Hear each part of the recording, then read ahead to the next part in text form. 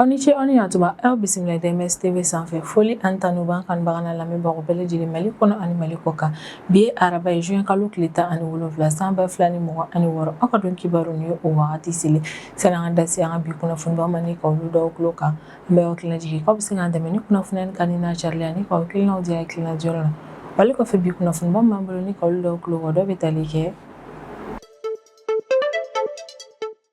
An bɛ wagati min na fɔ ko bi min y'a ka Mali fintigilakaw olu kɔni cɛsirilen bɛ opération na jamana in fantan naani bɛɛ lajɛlen na walasa min yɛrɛ kɔni banbaci walima k'olu si latunu ka bɔ jamana in kɔnɔ na ko kun de la sanga ani wagati u to ka wuli ni ka taa banbaci walima u yɛrɛ kɔni ɲini f'u dogoyɔrɔ labanw yɛrɛ kɔnɔ o ko hukumu yɛrɛ de kɔnɔna tarata tɛmɛnen juin kalo tile 16 san 2026 min yɛrɛ kɔnɔ an ka état-major général des armées ale bɔnni ka communiqué kɛ communiqué min kɔnɔ a b'a da maliden bɛɛ lajɛlen tulo kan k'a fɔ ko tɛnɛ tɛmɛnen juin kalo tile 15 san 2026 ko min y'an ka Mali fintigilakaw yɛrɛ kɔni k'u ye opération baw yɛrɛ kɔni kɛ Mopti région kɔnɔ na opération min tun bɛ ka kɛ ne ka ɲɛsin banbaci walima o daga sigiyɔrɔ de ma nin région kofɔlen kɔnɔ na a kɔni yirala k'a fɔ k'an ka Mali fintigilakaw ka opération in ɲɛna ka d'a kan ko opération in kɔnɔna na k'u sera ka banbaci walima caman faga ko wa min yɛrɛ kɔni banbaci walima o daga sigiyɔrɔ ko tiɲɛni caman donna o yɔrɔ ninnu fana na ni opération in senfɛ Afrika kɔni ma n'o y'olu si ka fintigilakaw ye minnu yɛrɛ kɔni bɛ k'an ka Mali fintigilakaw yɛrɛ kɔni dɛmɛ banbaci wale kɛlɛli la i n'a fɔ bɛɛ lajɛlen b'a kalama cogo min yɛrɛ kɔni Afrika kɔni ma olu n'an ka Mali fintigilakaw yɛrɛ kɔni bɛ to ka jɛ ɲɔgɔn fɛ ni ka opération yɛrɛ kɔni kɛ o ko hukumu de la ko don tɛmɛnenw yɛrɛ kɔni na min ye Mali fintigilakaw ni Afrika kɔni ma ye k'u kɔni ye farako kɛ ni ka ɲɛsin banbaci walima o daga sigiyɔrɔ dɔ yɛrɛ kɔni ma ko farako in yɛrɛ kɔni kɔfɛ min yɛrɛ kɔni ye an ka Mali fintigilakaw ni Afrika kɔni ma o kɔni jiginna yɔrɔ in yɛrɛ kɔni na ni ka taa wolomali yɛrɛ kɔni kɛ ko wolomali yɛrɛ kɔni senfɛ u taara bɔ kaburu seegin yɛrɛ de kɔni kan minnu yɛrɛ kɔni tun bɛ banbaci walima daga sigiyɔrɔ in yɛrɛ kɔni na halisa an bɛ to an ka Mali fintigilakaw ale ni Afrika kɔni ma ka opération ko hukumu yɛrɛ kɔnɔ i n'a fɔ bɛɛ lajɛlen b'a kalama cogo min jɛkulu fila bɛ to ka jɛ ɲɔgɔn fɛ ni ka jamana in lakana yɛrɛ kɔni sabati o ko hukumu yɛrɛ de kɔnɔ na ko kari tɛmɛnen juin kalo tile 14 san 2026 min yɛrɛ kɔni Afrika kɔni ale n'an ka Mali fintigilakaw k'u ka bolofara dɔ yɛrɛ kɔni farala ɲɔgɔn kan ni ka camion citerne convoi dɔ yɛrɛ kɔni escorter lakana kɔnɔna na ka bɔ Labɛnzanga ni ka taa Asongo cercle yɛrɛ kɔni kɔnɔna na kɔni yirala k'a fɔ k'an ka Mali fintigilakaw ni Afrika kɔni ma yɛrɛ kɔni ka escorting yɛrɛ kɔni kɛra lakana kɔnɔna na ko min yɛrɛ kɔni banbaci walima olu ma bɛnkanni wale foyi yɛrɛ kɔni kɛ ni ka ɲɛsin camion citerne convoi yɛrɛ kɔnɔna na ni OCC n'o ye office central de stupéfiants ni cakɛda ye an ka Mali jamana kɔnɔ minnu ka baara bɛnnen don ɲɛnamafɛn donni kɛlɛli yɛrɛ de kɔnɔ i n'a fɔ bɛɛ lajɛlen b'a kalama cogo min yɛrɛ kɔni OCC ma an bɛ wagati min na i n'a fɔ ko bi olu kɔni cɛsirilen bɛ fɛɛrɛ bɛɛ lajɛlen latigɛ la walasa min yɛrɛ kɔni ɲɛnamafɛn o kana don an ka Mali jamana kɔnɔ cogoya la o ko hukumu de la ko don tɛmɛnenw yɛrɛ kɔnɔ na min yɛrɛ kɔni ye Kayi OCC ma o ye ko opération ba dɔ yɛrɛ kɔni kɛ Dipoli localité yɛrɛ kɔnɔ ni yɛrɛ kofɔlen bɛ Kayi région de kɔnɔna na ko opération in yɛrɛ kɔni ɲɛna kosɛbɛ ka d'a kan opération in senfɛ min yɛrɛ kɔni ye Kayi OCC ma olu sera ka bolo da maa fila ka bisaba kɛ maa fila min na k'a fɔ k'u ka baara bɛnnen don ɲɛnamafɛn feereli ma ko fana tɛmɛnen kɔfɛ ko bolo dara ɲɛnamafɛn caman yɛrɛ kɔni kan ni maa fila ni yɛrɛ kɔni bolo Kayi région kɔnɔna na halisa an bɛ to an ka OCC cɛdenw yɛrɛ kɔni ka opération ko yɛrɛ kɔni hukumu na a kɔni yirala k'a fɔ ko k'a daminɛ juin kalo tile 10 na ka taa bila juin kalo tile 13 la san 2026 ko min yɛrɛ kɔni an ka Bamako rive gauche OCC ma o yɛrɛ kɔni k'u ye opération caman yɛrɛ kɔni kɛ Bamako yɛrɛ kɔni kɔnɔna na ko opération yɛrɛ kɔni senfɛ min yɛrɛ kɔni OCC cɛdenw sera ka u bolo da maa caman ka ko u sera ka u bolo da fɛn caman yɛrɛ kɔni ka fɛn minnu yɛrɛ kɔni ɲɛnamafalen ni fɛn dɔw yɛrɛ kɔni minnu interdilen don an ka Mali jamana fantan naani bɛɛ lajɛlen na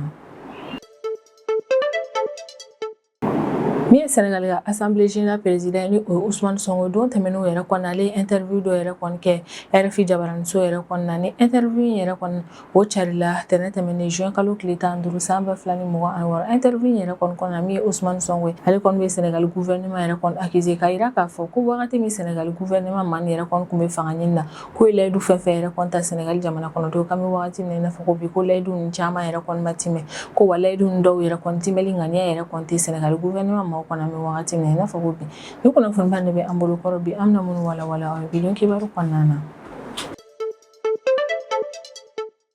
min an ka Mali fintigila ko an bɛ wagati min na i n'a fɔ ko bi olu kɔni cɛsirilen bɛ jamana in fantan naani bɛɛ lajɛlen lakana sabatili baara la o ko de la san ani wagati bɛ bɔ ni ka opération yɛrɛ kɔni kɛ walasa ka se ka banbaci walima o yɛrɛ kɔni si latunu ka bɔ an ka Mali jamana kɔnɔna na o ko de la ko ka sanga ni an ka Mali fintigilakaw ka cɛsiri baaraw ye walasa ka se ka jamana in fantan naani bɛɛ lajɛlen lakana yɛrɛ kɔni sabati ko tɛnɛ tɛmɛnen juin kalo tile 15 san 2026 ko min y'an ka Mali fintigilakaw yɛrɛ kɔni ko ye farapo kɛ ni ka ɲɛsin banbaci walima o daga sigiyɔrɔ caman ma ko farapo nin yɛrɛ kɔni kɛra sababu ni ka banbaci walima caman fagali ni ka cɛn don banbaci walima o daga sigiyɔrɔ caman yɛrɛ kɔnɔna Mopti région kɔnɔna na ni kunnafoniya yɛrɛ kɔni laseli kɛra état major général des armées yɛrɛ de kɔni fɛ communiqué min yɛrɛ kɔni carila ko tarata juin kalo tile 16 san 2026 ni état major kɔni y'a yira k'a fɔ a ka ni communiqué in kɔnɔna na ko an ka Mali fintigilakaw ka ni opération yɛrɛ kɔni senfɛ ko banbaci walima o yɛrɛ kɔni daga sigiyɔrɔ 2 yɛrɛ kɔni kun bɛ Kiriniya localité yɛrɛ kɔni fanfɛla ni yɛrɛ kofɔlen bɛ Mopti région yɛrɛ de kɔni kɔnɔna na ko min y'an ka Mali fintigilakaw ko ka opération yɛrɛ kɔni senfɛ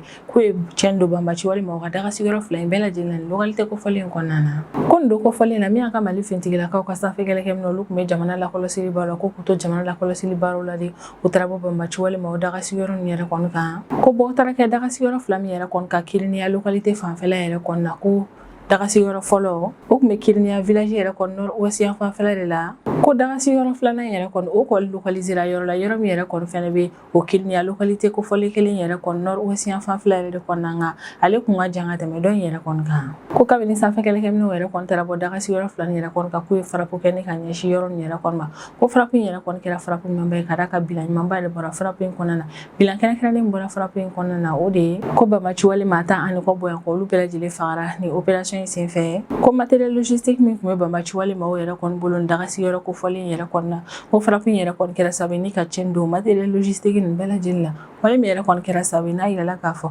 ko farapo in yɛrɛ kɔni ɲɛna kosɛbɛ sabula a sera ka dimijuguba de don banbaci walima o la nin village kofɔlen kɔnɔna na k'an ka Mali fintigilakaw ka sanfɛ kɛlɛkɛminɛw yɛrɛ kɔni tilalen no opération in na u taara opération wɛrɛ yɛrɛ kɔni kɛ nin yɔrɔ kofɔlen na nka opération in yɛrɛ kɔni kɛra Sevare nord est yan fanfɛla yɛrɛ de kɔnɔna n'o fɛnɛ bɛ Mopti région kɔnɔna na ko opération yɛrɛ kɔni senfɛ min yɛrɛ kɔni an ka Mali fintigilakaw yɛrɛ kɔni o cɛnni yɛrɛ kɔni don yɔrɔba 4 yɛrɛ de kɔnɔna n'a yirala k'a fɔ ko min yɛrɛ kɔni banbaci walima olu ka binkani walew yɛrɛ kɔni kɛ u bɛ t'u dogo nin yɔrɔ kofɔlen na k'u ka réplique kɛ yen nɔ ko yɔrɔ dɔw yɛrɛ kɔni fɛnɛ kun bɛ nin yɔrɔ 4 na min ye banbaci walima o yɛrɛ kɔni olu kun b'u ka ɲɔgɔn fara ɲɔgɔn kan yɛrɛ kɔni kɛ yen nɔ n'u ka ɲɔgɔn yew bɛɛ lajɛlen kɛ k'an ka Mali fintigilakaw sera ka cɛnni don o yɔrɔ 4 nin bɛɛ lajɛlen yɛrɛ kɔnɔna Sevare localité kɔnɔna na ni état major général des armées yɛrɛ kɔni ye communiqué in kɔnɔna a bɛ foliba kɛ ni ka ɲɛsin an ka Mali fintigilakaw ma kɛrɛnkɛrɛnnenya la minnu sen donna ni opération in na a b'u fo ka cɛsiralen don ka baara kɛ ko ɲuman na opération in senfɛ ka d'a kan ko yɛrɛ de kɔni kɛra sababu ye ni fintigilakaw sera ka sebaya sɔrɔ banbaci walima o ka opération in kɔnɔna na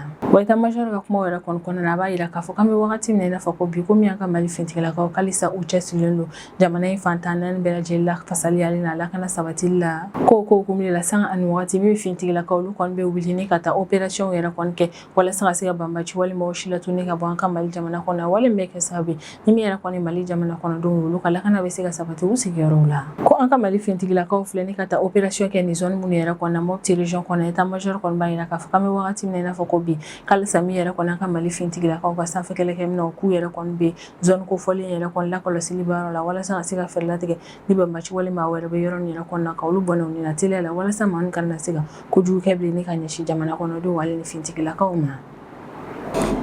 ni Afrika kɔni ma ne Urusi ka fintigilakaw minnu yɛrɛ kɔni bɛ ka an ka Mali fintigilakaw yɛrɛ kɔni dɛmɛ banbaci wale kɛlɛli la Mali jamana kɔnɔna na a kɔni yirala k'a fɔ ko don tɛmɛnenw yɛrɛ kɔnɔna min yɛrɛ kɔni an ka Mali fintigilakaw ni Afrika kɔni ma yɛrɛ kɔni k'u jɛra ɲɔgɔn fɛ ni ka taa wolomali dɔ yɛrɛ kɔni kɛ banbaci wale daga sigiyɔrɔ dɔ la Kulukoro région kɔnɔna na ni wagati tɛmɛnenw na a kɔni yirala k'a fɔ komi an ka Mali fintigilakaw k'u kun ye farapo kɛ ni ka ɲɛsin banbaci walima daga sigiyɔrɔ in yɛrɛ kɔni ma Kulukoro région kɔnɔna na ni kunnafoniya yɛrɛ kɔni laseli kɛra Afrika kɔni ma yɛrɛ de kɔni fɛ u ka bɔlɔsira kɔni n'u kɔni y'a yira k'a fɔ ko don tɛmɛnenw na k'olu ni an ka Mali fintigilakaw farala ɲɔgɔn kan ni ka taa wolomali yɛrɛ kɔni kɛ banbaci walima u ka daga sigiyɔrɔ kɔrɔ in na ni farapo kun kɛra ni ka ɲɛsin a ma Kulukoro région kɔnɔna na k'olu yɛrɛ kɔni taara wolomali min yɛrɛ kɔni kɛ ni yɔrɔ kofɔlen na o kɛra sababu ye n'u n'u taara bɔ kaburu seegin yɛrɛ de kɔni ka kaburu seegin minnu yɛrɛ kɔni kun bɛ banbaci walima dagasigiyɔrɔ in yɛrɛ kɔni fanfɛlaw la Afrika kɔri maaw yɛrɛ kɔni ka kɔrɔ fɔlɔ k'u talen bɔ nin kaburu kofɔlen nin yɛrɛ kɔni kalama o kɔni gɛrɛla population yɛrɛ kɔni na ni ka ɲininkali yɛrɛ kɔni tɛ olu la ko population yɛrɛ kɔni ye jaabi minnu kɛ ni ka ɲɛsin u ka ɲininkali ma o y'a yir'u la k'a fɔ ko ni kaburu nin yɛrɛ kɔni kun ye banbaci wale maaw yɛrɛ de kɔni ta ye banbaci wale jɛkulu maa minnu yɛrɛ kɔni n'an bɛ wagati min na i n'a fɔ ko bi n'u yɛrɛ kɔni tɛ yɔrɔ in yɛrɛ kɔni na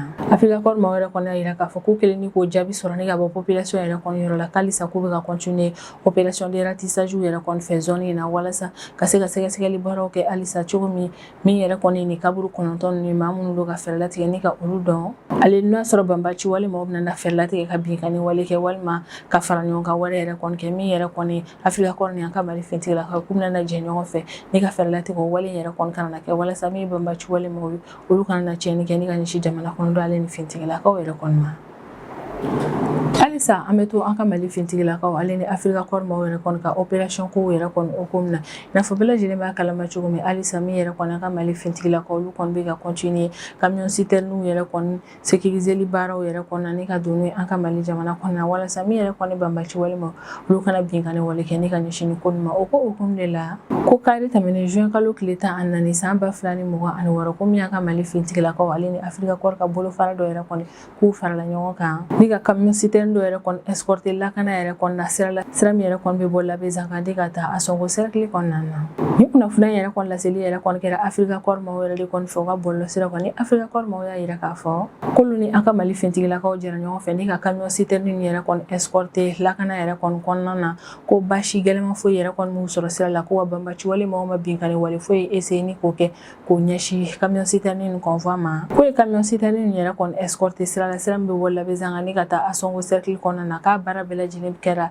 lakana ale lafiya yɛrɛ kɔni kɔnɔna na ni opération min yɛrɛ kɔni kɛra an ka Mali finitigilakaw ni Afrika kɔri maaw ni ɲɔgɔn cɛ la o kɔni bɛ tali kɛ an ka Mali autorités ka cɛsiri baara la walasa min yɛrɛ kɔni jamana kɔnɔdenw n'u bololafɛnw olu ka se ka yala lafiya kɔnɔna na jamana fantan naani bɛɛ lajɛlen na ko an ka jamana yɛrɛ kɔni kɔnɔna na siraba minnu yɛrɛ kɔni bɛ yen nɔ ni banbaci wale maaw ka menace bɛ an ka Mali finitigilakaw ni Afrika kɔri maaw yɛrɛ kɔni cɛsiri bɛ o sira nin yɛrɛ kɔni lakana sabatili la ko localité minnu bɛ an ka jamana kɔnɔ ni banbaci wale maaw ka menace fanga yɛrɛ kɔni ka bon yen nɔ min yɛrɛ kɔni an ka Mali finitigilakaw kɔni cɛsiri bɛ o yɔrɔ ninnu lakana sabatili la walasa min banbaci wale maaw olu kana se ka binkani wale kɛ ni ka ɲɛsin yen nɔ Afrika kɔri maaw yɛrɛ kɔni ka kɔrɔ fɔlɔ ka laseli in kɔnɔna na u ka bɔlɔlɔsiraw yɛrɛ kɔni kan ko min yɛrɛ kɔni ye opération ye walasa an ka jamana feere ni sanniko minɛnw yɛrɛ kɔni bɛ tɛmɛ sira min fɛ ka olu yɛrɛ kɔni lakana ko baaraw yɛrɛ kɔni bɛ ka continuer an ka Mali finitigilakaw yɛrɛ kɔni fɛ an ka jamana localité caman na walasa min yɛrɛ kɔni ye jamana ka feere ni sanniko fɛnw fo ka taa se tajimafɛnw ma olu bɛɛ lajɛlen ka se ka don wa min yɛrɛ kɔni ye jamana kɔnɔdenw n'u bololafɛnw olu ka se ka yala jamana fantan naani bɛɛ lajɛlen ni ɲɔgɔn cɛ la lafiya ani lakana kɔnɔna na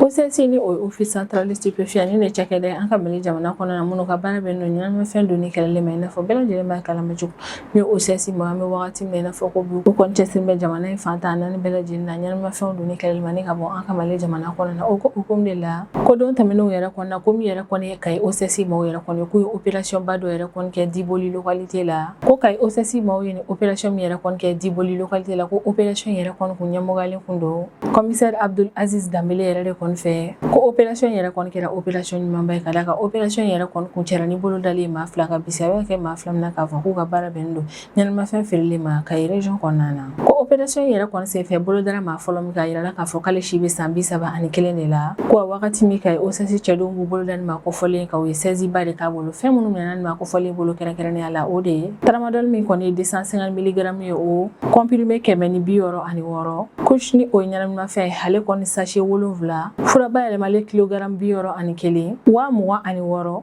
téléphone 2 BCDni muru fo ka taa se ciseaux yɛrɛ kɔni ma ko min yɛrɛ kɔni OCS cɛdenw ye wagati min b'u bolo da maa fɔlɔ in yɛrɛ kɔni kan u ye nin fɛn juguba ninnu yɛrɛ de kɔni minɛ ale bolo ko bolodara maa filanan min yɛrɛ kɔni ka nin opération yɛrɛ kɔni senfɛ a yirala k'a fɔ k'ale si bɛ san 18 de la ko wagati min bolo bɛ da ale ka fɛn kuntan caman fɛnɛ kun bɛ ale bolo fɛn minnu kun bɛ nin maa kofɔlen bolo kɛrɛnkɛrɛnnenya la o de ye tramadol min kɔni ye 250 mg ye o plaquette bisaba annani tramadol min kɔni 225 mg yɛrɛ kɔni o plaquette 15 tramadol min kɔni 250 mg yɛrɛ kɔni o comprimé 127 skunk ni o kɔni ɲɛnamafɛ hale sachet 130 fura bayɛlɛmali yɛrɛ kɔni kilogramme 21 hale ni 40 ani 60 a kɔni yirala k'a fɔ ko OCS cɛdenw yɛrɛ kɔni b'u bolo da maa filanan yɛrɛ kɔni ka wagati min na ko ye ni fɛnba ni yɛrɛ de kɔni fɛnɛ minɛ ale bolo ko bolo dara maa fila minnu ka ni opération yɛrɛ kɔni senfɛ k'u bɛɛ lajɛlen yɛrɛ kɔni bila kiiritigilamaw ka bolo yɛrɛ kɔni kan walasa maa fila ni yɛrɛ kɔni min ka donna nataw la u ka se ka da u kan ni opération yɛrɛ kɔni senfɛ min ka office central de stupéfiant ma olu kɔni bɛ ka yira Mali jamana kɔnɔden bɛɛ lajɛlen na k'a fɔ k'u cɛsirilen don ka ɲɛnaminimafɛn ale ni fɛn kuntanw donni an ka Mali jamana kɔnɔ na ka olu kɛlɛ ka da k'a yirala k'a fɔ ko ɲɛnaminimafɛn ale ni fɛn kuntan ni yɛrɛ kɔni k'olu yɛrɛ kɔni bɛ se ka na ni kɔlɔlɔba yɛrɛ de kɔni jamana kɔnɔdenw ka kɛnɛya ko yɛrɛ kɔni ma ko wa menace ba de don jamana kɔnɔdenw fɛnɛ ka lakanako ma o de la OCS cɛdenw yɛrɛ kɔni bɛ ka ni fɛn juguba ninnu donni kɛlɛli jamana kɔnɔ na o bɛ ka o kɛ u ka priorité yɛrɛ kɔnɔ mɛ wagati min na i n'a fɔ bi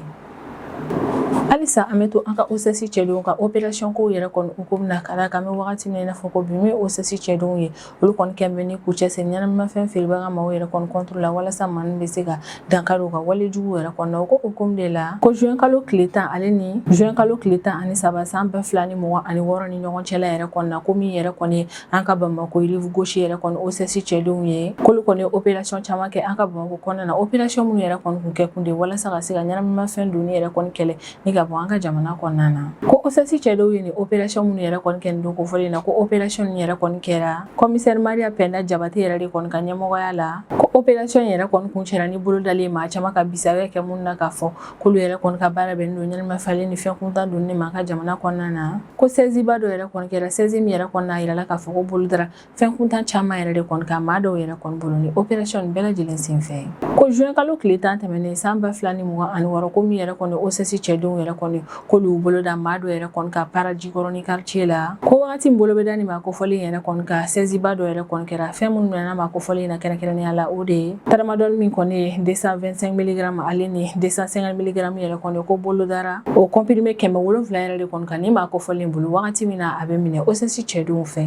k'o don kelen yɛrɛ kɔni na min yɛrɛ kɔni OCS cɛdenw taara opération wɛrɛ yɛrɛ kɔni kɛ Wɔlɔfɔbugu bolibana quartier yɛrɛ kɔni na ko opération in kɛra sababu ye ni OCS cɛdenw yɛrɛ kɔni sera ka u bolo da maa fila yɛrɛ kɔni kan u kelen k'u bolo da maa fila yɛrɛ kɔni kan u y'u bolo da fɛn wɛrɛw yɛrɛ kɔni kan ni o ye shisha kurama ni maa b'a fɔ ma ko pufu yɛrɛ kɔni ni yɛrɛ kɔni OCS cɛdenw u y'u bolo da o fɛn yɛrɛ kɔni 118 de kan shisha baara fila ale ni a ma nɔgɔlanw bolo dara olu fɛnɛ kan shisha charbon yɛrɛ kɔni paquet 15 ale ni shisha arme yɛrɛ kɔni paquet 200 ko bolo dara ni fɛnba ni yɛrɛ de kɔni kan ni maa fila ninnu bolo Wɔlɔfɔbugu bolibana localité yɛrɛ kɔni na ko ni opération yɛrɛ kɔni kɔfɛ juin kalo tile 13 tɛmɛnen san 2026 min ye OCS cɛdenw ye u taara opération wɛrɛ yɛrɛ kɔni kɛ opération yɛrɛ kɔni senfɛ u y'u bolo da maa dɔ yɛrɛ kɔni ka Bakɔ jikɔrɔ ni golf localité yɛrɛ kɔni na kɔni yirala k'a fɔ ko OCS cɛdenw y'u bolo da ni maa kofɔlen min kan k'ale si bɛ san 24 de la ko wagati min OCS cɛdenw b'u bolo da ni maa kofɔlen yɛrɛ kɔni kan u y'u bolo da fɛnba dɔw yɛrɛ kɔni kan u y'u bolo da fɛn minnu ka kɛrɛnkɛrɛnnenya la o de ye couche ni o kɔni ye ɲɛnaminimafɛn o kilogramme 2 shisha baara 1 shisha kurama ni o ye pufu ye o 1 siroderise o kɔni buteli 5 ale ni safinɛ so 4 ni maa kofɔlen yɛrɛ kɔni kun bɛ ka ni safinɛ so nin yɛrɛ kɔni utiliser walasa ka se ka a ka ni fɛn kuntan nin yɛrɛ kɔni don ko nka OCS cɛdenw ka cɛsiri ale n'u ka baara kɛ ko ɲuman kɛra sababu n'u sera ka u bolo la ni fɛnba nin yɛrɛ kɔni ka opération in senfɛ ni OCS ɲɛmaa yɛrɛ kɔni ale a ka cɛdenw yɛrɛ kɔni fo kosɛbɛ u ka cɛsiri ale n'u ka baara kɛ ko ɲuman yɛrɛ kɔni na ɲɛnaminimafɛn donni kɛlɛli ko ma ni ka bɔ an ka Mali jamana kɔnɔna na wa OCS ɲɛmaaw bɛ tila ka wuli mada kɛ ko kura ye ni ka ɲɛsin jamana kɔnɔdenw yɛrɛ kɔni ma OCS maaw yɛrɛ kɔni bɛ jamana kɔnɔdenw yɛrɛ kɔni hakilina jigin k'a yira k'a fɔ ko min yɛrɛ kɔni ye ɲɛnaminimafɛn yɛrɛ kɔni tali ko kɔni ye menace ba de ni ka ɲɛsin jamana kɔnɔdenw ka kɛnɛya ko ma menace don ni ka ɲɛsin jamana kɔnɔdenw ka lakana ko ale ni jamana kɔnɔdenw ka bɛnkan ko yɛrɛ kɔni ma jamana fantan naani bɛɛ lajɛlen la ko yɛrɛ de kɔni a bɛ wuli mada kɛ ni ka ɲɛsin jamana kɔnɔdenw ma ko e maa o maa yɛrɛ kɔni bɛ kunnafoniya bɛ e bolo min bɛ se ka kɛ sababu ye ka ɲɛnaminimafɛn feerebaga dɔ yɛrɛ kɔni minɛ k'a laɲininen don i fɛ i ka OCS cɛdenw yɛrɛ kɔni wele ni k'u signaler cogo min ni kunnafoniya bɛ se ka da u tulo kan walasa u bɛ se ka dankari o maa kofɔlen in ka baara la jamana in kɔnɔna na sisan an bɛ tɛmɛ n'an ka jamana kɔfɛ kibaruyaw ye o kɔnɔna na an bɛ taa Senegal jamana kɔnɔna na mi Ousmane Sonko ni ale Sénégal ka Assemblée nationale président yɛrɛ kɔni don tɛmɛnenw na ale interview do yɛrɛ kɔni kɛ RFI Jabarani yɛrɛ kɔni na a yirala k'a fɔ ko tɛnɛ tɛmɛnen juin kalo tile 15 san 2026 ko min yɛrɛ kɔni RFI maaw ye ko Ousmane Sonko ka ni interview yɛrɛ kɔni cari diɲɛmaa ɲɛna ko Ousmane Sonko ka ni interview yɛrɛ kɔni a bɛ kuma caman fɔ ne ka ɲɛsin Sénégal gouvernement maaw yɛrɛ kɔni ma bɛ wagati min na i n'a fɔ ko bi ko san 2024 yɛrɛ kɔni kɔnɔna na ni o kɔni y'a sɔrɔ an bɛ wagati min na i n'a fɔ ko bi maa minnu bɛ fanga la Sénégal jamana kɔnɔ olu kuma fanga ta ko wagati yɛrɛ kɔni kɔnɔna na ko maa minnu yɛrɛ kɔni filɛ ni Sénégal fanga yɛrɛ kɔnɔ na k'olu kun ye layidu caman yɛrɛ kɔni ta Sénégal jamana kɔnɔdenw ko nka an bɛ wagati min na i n'a fɔ ko bi ko layidu ninnu caman yɛrɛ kɔni ma timɛ Ousmane Sonko ka kumaw yɛrɛ kɔni kɔnɔna na a y'a yira k'a fɔ ko layidu minnu yɛrɛ kɔni taara Sénégal jamana kɔnɔdenw ko ni layidu ninnu yɛrɛ kɔni taara san 10 kuntagala de kɔnɔna na o y'a sɔrɔ o san 10 yɛrɛ kɔni kɔnɔna na min yɛrɛ kɔni Sénégal gouvernement maaw yɛrɛ kɔni minnu bɛ fanga la an bɛ wagati min na i n'a fɔ ko bi olu kun bɛ kɛlɛ yɛrɛ kɔnɔna ko san 10 kɔnɔna na olu ye ni layidu ninnu ta Sénégal jamana kɔnɔdenw ye ko o layidu talen ninnu yɛrɛ kɔnɔna k'an bɛ wagati min na i n'a fɔ ko bi ko caman yɛrɛ kɔni ma bɔ a sira fɛ kabini gouvernement yɛrɛ kɔnɔna na fanga la ko yɛrɛ de kɔnɔna ale ka jate yɛrɛ kɔnɔna min yɛrɛ kɔni ye olu Sénégal gouvernement maaw yɛrɛ kɔni olu kun ye layidu minnu ta Sénégal jamana kɔnɔdenw ye yanni u kana fanga la ko layidu caman yɛrɛ kɔni bɛ yen nɔ o layidu ninnu yɛrɛ kɔni ma timɛ wa layidu ninnu yɛrɛ kɔni timɛli ŋaniya yɛrɛ kɔni tɛ hali Sénégal gouvernement maaw kɔni an bɛ wagati min na i n'a fɔ ko bi ko yɛrɛ de kɔni ko in juguman yɛrɛ kɔni ka d'a kan layidu ninnu caman ma timɛ wa timɛli ŋaniya yɛrɛ kɔni fɛnɛ t'o kɔnɔ ni Ousmane Sonko ka nin kuma yɛrɛ kɔni fɔ o y'a sɔrɔ min yɛrɛ kɔni RFI ka kunnafonidila maa yɛrɛ kɔni o kun bɛ ka ɲininkali dɔ de tugun Ousmane Sonko la k'a yira k'a fɔ ko Ousmane Sonko ka kumaw kɔnɔna na k'a y'a yira k'a fɔ ko bi yɛrɛ kɔni Bassirou Diomaye Faye yɛrɛ kɔni k'o kɔni ye PASTEF parti yɛrɛ kɔni janfa o kuma yɛrɛ de kɔni jaabi la Ousmane Sonko y'a yira k'a fɔ k'olu ka parti maaw yɛrɛ kɔni layidu caman yɛrɛ kɔni ta Sénégal jamana kɔnɔdenw ko nka u nalen fanga yɛrɛ kɔnɔ na ko layidu ninnu caman ma timɛ ko waati dɔw yɛrɛ kɔni timɛli ŋaniya fɛnɛ t'o kɔnɔ Sénégal ka Assemblée nationale président yɛrɛ kɔni ka kɔrɔfɔ yɛrɛ kɔni na ko bɛnbaliya minnu yɛrɛ kɔni bɛ ale ni Sénégal jamana ɲɛmaa ni ɲɔgɔn cɛ ni o ye Bassirou Diomaye Faye ye ko bɛnbaliya nin yɛrɛ kɔni tɛ se ka bonya ni Sénégal jamana yɛrɛ kɔni ka intérêt ko yɛrɛ de kɔni na ko politique bɛnbaliya fɛn fɛn yɛrɛ kɔni mana na se ka tɛmɛ ale ni Bassirou Diomaye Faye yɛrɛ kɔni ɲɔgɔn cɛ la ko bɛnbaliya nin yɛrɛ kɔni mana bonya cogo cogo ko Sénégal ka bon ni o bɛnbaliya nin bɛɛ lajɛlen ye k'ale bɛ hakilisigi kuma fɔ bɛɛ lajɛlen ye k'a yira k'a fɔ ko min yɛrɛ kɔni ye farali kojugu ye walima bɛnbaliya modèle dɔ ye k'o tɛna na tɛmɛ olu ni ɲɔgɔn cɛla yɛrɛ kɔnɔ na cogoya si la ko bɛnbaliya dɔw bɛ se ka kɛ u ni ɲɔgɔn cɛ la sira dɔw kan ko nka u ka o bɛnbaliya in yɛrɛ kɔni tɛna na kɛ sababu ye ne ka Sénégal jamana yɛrɛ kɔni fara cogoya si la ko Sénégal jamana kɔnɔdenw ka bon ni olu ka bɛnbaliya nin bɛɛ lajɛlen o yɛrɛ de kɔni hali n'a sɔrɔ u yɛrɛ kɔni ka kow tɛ kelen an bɛ wagati min na i n'a fɔ ko bi u n'a ta o ta u bɛɛ lajɛlen yɛrɛ kɔni nana to Sénégal jamana yɛrɛ kɔni ka intérêt de kɔ ni ne bɛ dan sigi an ka bidon kibaru la an b'an kanubaga n'a lamɛnbagaw bɛɛ lajɛlen fo Mali kɔnɔ ani Mali kɔ kan an bɛ hakilina jigin k'aw bɛ se k'an dɛmɛ ni kunnafoni kan ni n'a carili ani ka hakilinaw di hakilina diyɔrɔ la wale kɔfɛ an b'a fɔ ɲɛna ko aw k'an bɛn a ɲɔgɔnna wɛrɛ ma